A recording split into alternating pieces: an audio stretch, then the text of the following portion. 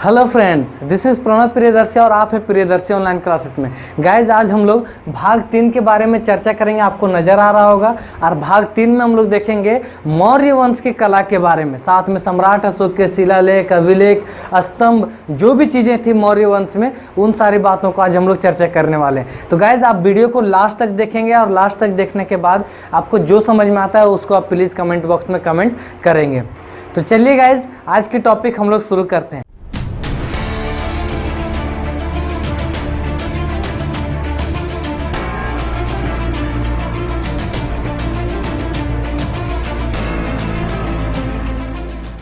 मौर्य वंश का कला।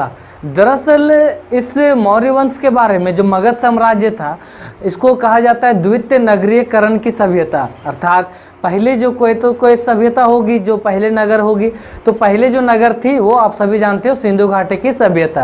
यानी भारत में अगर शहर की प्रमाण मिली है तो सिंधु घाटी सभ्यता में। सिंधु घाटी सभ्यता में बहुत सारे कला थे, सारे के सारे सरमन सभ्यता से बिलोंग करते थे, जिसमें से मृद भांड बनाना, तांबे के बहुत सारे वस्तुओं को निर्माण करना, ये सब थे। उसमें कला बहुत सारा निर्माण हुए थे। परंतु आप देखोगे द्वितीय नगरीकरण की जब हम लोग बात करते हैं तो सबसे ज़्यादा जो कला का जो प्रमाण मिलता है वो हमारा मिलता है सम्राट अशोक के काल में। सम्राट अशोक के काल में अर्थात मौर्य वंश के काल में बहुत ज़्यादा कला का निर्माण किया गया, जिसमें से शिलालेख, अभिलेख जो हमारा ऐतिहासिक स्रोत के रूप में, पुरातात्विक स्रोत के रूप में ये जाने जाते हैं। तो आज हम लोग उसी के बारे में चर्चा करेंगे। तो जैसे ही आप सम्राट अशोक के बारे में चर्चा करने के लिए जाओगे तो आपको सबसे पहला जो चर्चा मिलेगा वो मिलेगा 14 शिलालेख का। जो बड़े शिलालेख थे, बृहद शिलालेख थे, उसके बारे में जब हम लोग चर्चा करेंगे तो आपको पता चलेगा कि वो क्या क्या उसमें लिखवाए थे और इससे क्वेश्चंस आपको पूछे जाते हैं। तो चलिए हम लोग 14 शिलालेख का चर्चा करते हैं। उसके बाद हम लोग चर्चा करेंगे ब्राह्मी लिपि में जो 8 शिलालेख जो लिखे गए, अभिलेख जो लिखे गए, वो कहाँ कहाँ से पाए गए, उसके लिए मैं ट्रिक दूंगा, तो आप वीडियो को लास्ट तक देखेंगे। चलिए गाइज आज हम लोग शुरू करते हैं। पहला शिलालेख। तो पहला शिलालेख जैसे हम लोग चर्चा करेंगे तो उसमें आपको मिलेगा पशु बलि का निंदा करते हैं सम्राट अशोक। प्रियदर्शी राजा जो सम्राट अशोक होते हैं वो क्या करते हैं, पशु बलि का निंदा करते हैं और सभी को आदेश देते हैं वो कि सभी प्राणियों में हम लोग संतान के रूप में हम लोग को देखना है, यानी कि सभी प्राणियों के साथ में हमें प्रेम करना है। ये संदेश देते हैं वो प्रथम शिलालेख में। अब द्वितीय शिलालेख जो हमारा दूसरा शिलालेख है उसमें क्या बोलते हैं वो, तो लोक कल्याणकारी कार्य का सलाह अशोक के द्वारा दिया गया, यानी कि लोगों के कल्याण के लिए जो जितने भी तरीके हैं उनके लिए सलाह दिया गया है, उनके लिए उपाय बताए गए हैं। वो शिलालेख हमारा कौन सा था, दूसरा शिलालेख में ये सलाह देते हैं सम्राट अशोक कि लोक कल्याणकारी कार्य आप कैसे कर सकते हो। उसके बाद आप देखोगे तीसरा शिलालेख आपको नजर आ रहा होगा, तो इसमें धर्म के नियमों का उल्लेख किया गया है। तथागत गौतम बुद्ध के द्वारा जो बौद्ध धर्म का जो निर्माण किया गया था वो बहुत ही बड़े पैमाने में प्रसार होना प्रारंभ हुआ था। और दरअसल सम्राट अशोक उसी धर्म के प्रसार के लिए इन शिलालेखों का निर्माण कर रहे थे, जिसमें स्तूप वगैरह भी थे। तो शिलालेख जो तीसरा था उसमें क्या कहते हैं, वो धर्म के नियम, जो भी नियम थे उसका चर्चा करते हैं तीसरा शिलालेख में। चौथा शिलालेख में कहते हैं भेरी घोष से धम घोष की बात। अर्थात मैं इससे पहले का जो वीडियो था उसमें मैं चर्चा कर चुका हूँ। भेरी घोष का मतलब होता था जंग के लिए, युद्ध के लिए जो बिगुल फूके जाते थे उसको हटाकर धम्म घोष की घोषणा, यानी कि लोगों के साथ में सदाचार, आचरण, प्रेम, सद्भावना की बात से करना, धम्म घोष की बात करते हैं, वो हमारा होता है चौथा शिलालेख में। अब गाइस हम लोग अगर पांचवा शिलालेख देखें तो पांचवा शिलालेख आपको नजर आ रहा होगा धम्म महामात्रों की नियुक्ति। इससे पहले की जो वीडियोस थी भाग 2 उसमें मैं चर्चा कर चुका हूं कि जब तथागत गौतम बुद्ध के जब विचारधारा सम्राट अशोक पूरी तरह से समझ जाते हैं तो उसको फैलाने के लिए वो बहुत ही ज़्यादा जी तोड़ मेहनत करते हैं। और उसी में वो अपने राज्य में पहले एक ऐसे शासक हुए जो धर्म के प्रसार के लिए धर्म महामात्रों की नियुक्ति किए। इसका जो संदर्भ मिलता है वो हमारा मिलता है पांचवा शिलालेख से, आप लोग याद रखना।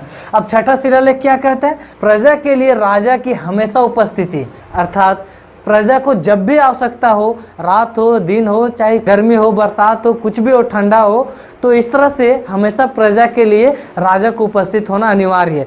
आपको जानकर खुशी होगी सम्राट अशोक एक ऐसे शासक थे जो अपनी कमियों को जानने के लिए, जनता की समस्याओं को जानने के लिए अपने राजमहल से लगभग 13 से 17 बार निकले, और वो भी भेष बदल कर।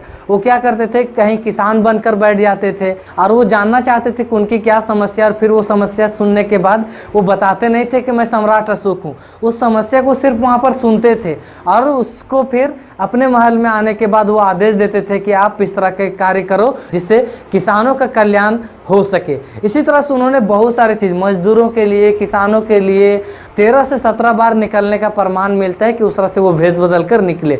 और इसीलिए आपको नजर आ रहा होगा छठा अभिलेख में वो चर्चा करते हैं कि प्रजा के लिए राजा की हमेशा उपस्थिति होना अनिवार्य है। अब गाइस यहाँ देखना 7वां नंबर, 7वां जो शिलालेख है वो इस बात को चर्चा करता है कि धार्मिक सहिष्णुता। अब ये क्या था, दरअसल सम्राट अशोक बौद्ध धर्म के उपासक जरूर बने परंतु उनके नज़र में सभी धर्म एक समान थे और इसलिए वो किसी भी धर्म की अवहेलना नहीं किए कभी भी अपने जीवन में। अपने इस बौद्ध धर्म को इतना ज़्यादा प्रसार किए कि लोग अपने आप जुड़ते चले गए उनसे और उनको किसी को निंदा करने की आवश्यकता नहीं पड़ी। तो इसमें क्या था, धार्मिक सहिष्णुता की बात कही गई है। अब गाइस यहाँ ध्यान देना, 8वां शिलालेख जो है वो कहता है धम्म यात्रा। इससे पहले की वीडियो में मैं चर्चा कर चुका हूँ। वो 10वें वर्ष में, राज्याभिषेक के 10वें वर्ष में धम्म यात्रा करते हैं बोध गया का, और उसका जो वर्णन मिलता है वो हमारा मिलता है 8वां अभिलेख में। बोध गया का वो वर्णन करते हैं कि मैं किस तरह से धम्म यात्रा किया, वहाँ पर मैंने क्या क्या किया, ये शिलालेख में मिलता है। अब गाइस 9वां नंबर का अगर हम लोग शिलालेख देखें तो उसमें क्या है, तो नौकरों के साथ में अच्छा व्यवहार। उनके राजमहल में जो नौकर होते थे उनके साथ में अच्छा व्यवहार का वो अपील करते हैं। पूरा राज्य में जो नौकर होते थे उनके साथ में अच्छा व्यवहार करते हैं और साथ में ये भी अपील करते हैं उस शिलालेख में, 9वां शिलालेख में ये भी अपील करते हैं कि जो भी वैवाहिक कार्यक्रम, जन्म वगैरह में जो शामिल होते हैं, जो काम करने वाले जो होते हैं, उनके साथ में बहुत ही अच्छी तरीके से व्यवहार किया जाना चाहिए। 10वां शिलालेख में बात करते हैं आम जनता धर्म की पालन करे। जो आम जनता जो है, राज्य के जितने भी आम जनता जो होते थे, कॉमन पीपल जो होते थे, उनको वो आदेश देते हैं कि वो धर्म की पालन करे। धर्म की पालन करे अर्थात वो लोगों के साथ में व्यवहार, जो सदाचार का जो आचरण, जो व्यवहार है, उसको वो पालन करे, और इस तरह का आदेश वो सम्राट अशोक देते हैं। 11वां शिलालेख की हम लोग बात करें तो इसमें बताते हैं धम्म नीति की बात तथा गरीबों को दान देना। अर्थात धम्म की बात जो अभी हम लोगों ने अभी आगे, आम जनता धम्म की पालन करे, और इसमें से सम्राट अशोक 11वां में धम्म नीति के बारे में चर्चा करते हैं और साथ में ये भी कहते हैं कि गरीबों को दान देना चाहिए। जो सामर्थ्य हैं, जो अपने राज्य के जो लोग हैं, जो सामर्थ्य उस लायक हैं, वो गरीबों को डोनेशन दे सकते हैं।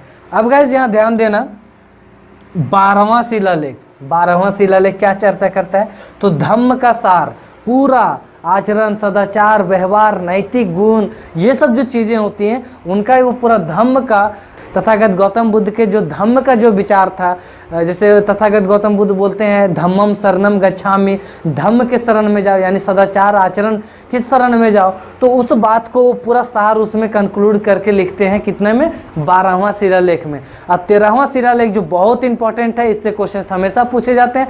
13वां शिलालेख में चर्चा करते हैं कलिंग युद्ध के बारे में। उसी में वो पूरा का पूरा कलिंग युद्ध के बारे में चर्चा किए, उसमें वर्णन मिलता है आपको 13वां शिलालेख में। 14वां जो शिलालेख है हमारा, वो इस बात को जिक्र करता है लोगों को धार्मिक जीवन व्यतीत करना चाहिए। कैसा जीवन व्यतीत करना चाहिए, तो धार्मिक जीवन, ये अपील कर रहे हैं सम्राट अशोक। और साथ में ये भी घोषणा करते हैं सम्राट अशोक कि इसके बाद भी, 14वां शिलालेख के बाद भी मैं और भी शिलालेख खुदवाऊंगा। ये वर्णन मिलता है हमारा 14वां शिलालेख में। अब गाइस, अब जाहिर सी बात है, इतने सारे शिलालेख लिखे गए हैं तो कोई ना कोई तो भाषा होगी। तो ज़्यादातर जो सम्राट अशोक जो भाषा और लिपि का जो प्रयोग किए, वो 4 लिपि का प्रयोग किए। वो 4 लिपि में भी सबसे ज़्यादा जो लिपि का प्रयोग किए वो ब्राह्मी लिपि का प्रयोग किए। अब ब्राह्मी लिपि क्या है तो आप लोग को नजर आ रहा होगा, देखिए शिलालेख और अभिलेख जो है वो 4 लिपि और भाषा में लिखा गया। पहला जो था वो था ब्राह्मी लिपि। ये दरअसल लेफ्ट टू राइट में लिखा जाता था, अर्थात बायां से दायां। जैसे आज हम लोग हिंदी इंग्लिश वगैरह जो लिखते हैं, पहले बायां से शुरू करते, लिखते लिखते दाहिना चले जाते हैं।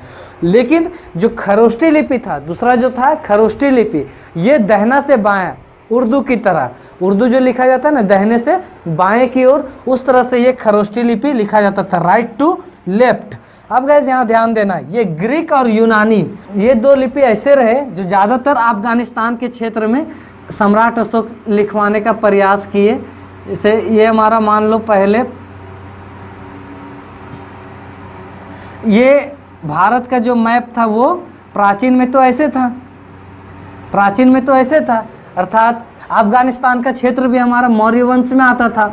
और यही कारण था कि इधर के जो शिलालेख लिखे गए, ये अफगानिस्तान से सटे हुए जो भाग था हमारा, उसमें जो ज़्यादातर शिलालेख लिखे गए वो ग्रीक और यूनानी भाषा में लिखे गए। अब क्यों लिखे गए, तो आप देखोगे अफगानिस्तान से सटा हुआ हमारा यूनान था और इसलिए यहाँ पर ज़्यादातर ये भाषा का प्रयोग किया गया। उसके बाद जो चौथा जो लिपि था वो हमारा था अरमाइक। तो अरमाइक लिपि का प्रयोग करके उन्होंने अपना शिलालेख लिखने का प्रयास किया।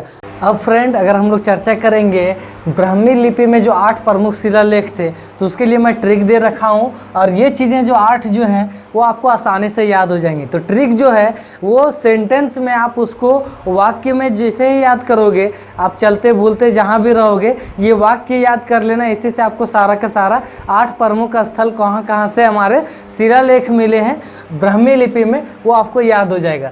तो जो ट्रिक है वो ये है, धूल उड़ी सोम गुम भ्राभु जय मास्क लगाए, अंधा ब्राह्मण नाटक करते, लौरिया नंदगढ़ चंपारण पहुंचा। आप लोग को समझ में आ रहा होगा, धूल उड़ी। अब यहाँ पर ध्यान देना, धूल उड़ी जो ये है वो यहाँ देखिए धौली उड़ीसा, पहला जो है धौली उड़ीसा। सोम, तो सोम यहाँ पर सोम सोम 2 वर्ड आया, तो यहाँ पर देखिए सोपारा महाराष्ट्र, सो से सोपारा, म से महाराष्ट्र। उसके बाद देखिए तीसरा जो है वो है हमारा गुम, यहाँ पर गुम नजर आ रहा होगा, गुम। तो गुम का मतलब क्या है, गुर्जरा अभिलेख जो हमारा है वो कहाँ से मिला, मध्य प्रदेश। चौथा जो शिलालेख हमारा उसमें ये बोलता है भ्राभु जय, यहाँ पर नजर आ रहा होगा भ्राभु जय। तो यहाँ पर देखिए भ्राभु और जयपुर, जय मतलब जयपुर राजस्थान में जो हमारा है, तो जयपुर से मिला। भ्राभु जो हमारा अभिलेख जो शिलालेख था वो कहाँ पर मिला, हमारा जयपुर से। 5वां नंबर में हम लोग मास्की आंध्र प्रदेश, क्या लिखा हुआ है, मास्की आंध्र प्रदेश। तो इसीलिए यहाँ पर दिया हुआ है मास्क लगाए, अभी कोरोना वायरस चल रहा है, पूरा मास्क लगाए हुए हैं आप लोग, तो याद रखें मास्क लगाए अंधा, तो मास्की आंध्र प्रदेश। 8वां नंबर है ब्रह्मगिरी कर्नाटक। तो यहाँ मैंने लिखा है ब्रह्म से मतलब आप समझ लो ब्राह्मण, ब्रह्म से समझ लो ब्राह्मण, और नाटक का मतलब है कर्नाटक।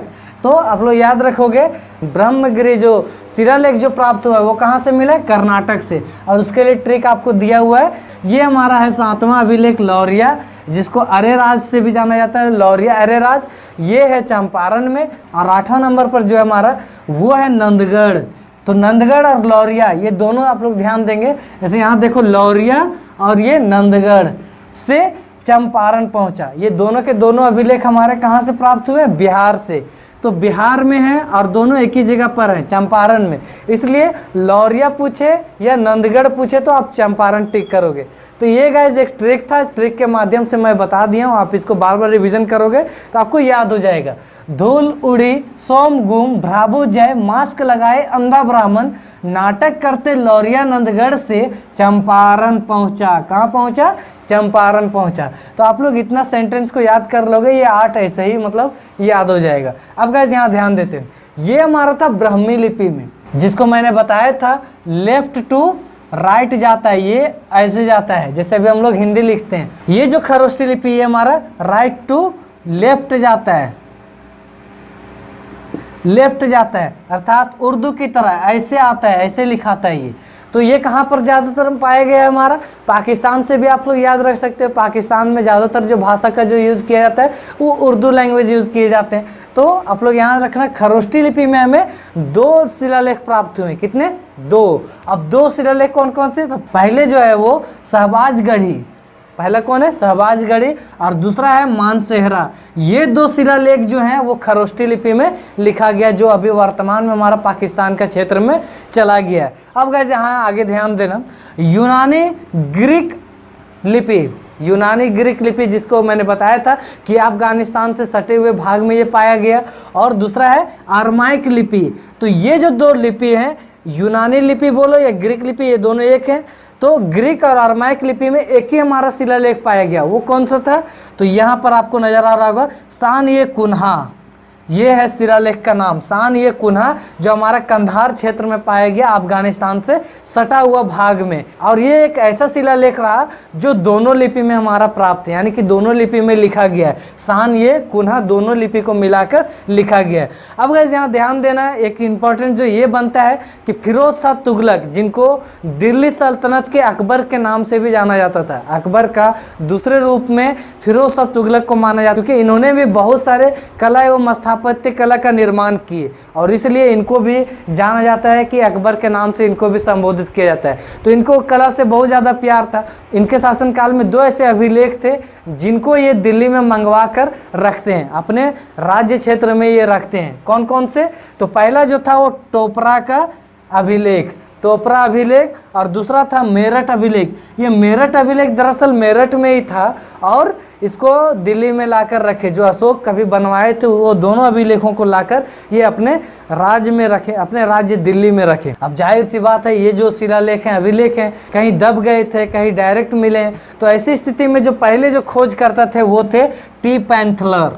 आप लोग को नजर आ रहा होगा टी पैंथलर, जो 1750 ईस्वी में खोजे, जो 1750 ईस्वी में ये 2 अभिलेखों को खोजे, ये 2 अभिलेखों को खोजे। और साथ में सर्वप्रथम पढ़ने वाले व्यक्ति, ये खोज तो लिए, इनको मिला, ये ढूंढे, रिसर्च कर रहे थे, उसके दरमियान में ये पाए, परंतु ये पढ़ नहीं सके। तो पढ़ने वाले जो व्यक्ति थे वो कौन थे? तो आपको नजर आ रहा होगा जेम्स प्रिंसेप। जो पढ़ने वाले जो व्यक्ति थे वो थे जेम्स प्रिंसेप। और ये पढ़े कब? 1837 ईस्वी में। इतना वर्ष का गैप होने के बाद ये पढ़ पाए, और पढ़ने के बाद फिर इस बताए कि इस तरह का शिलालेख अभिलेख इसमें क्या क्या लिखा हुआ है। तो खैर हम लोग उस पर बाद में चर्चा करेंगे। ये आप लोग याद रखना, ये VVI है, इससे क्वेश्चंस पूछते हैं कि खोजकर्ता कौन थे। मेरठ और टोपरा का अभिलेख के खोजकर्ता कौन थे?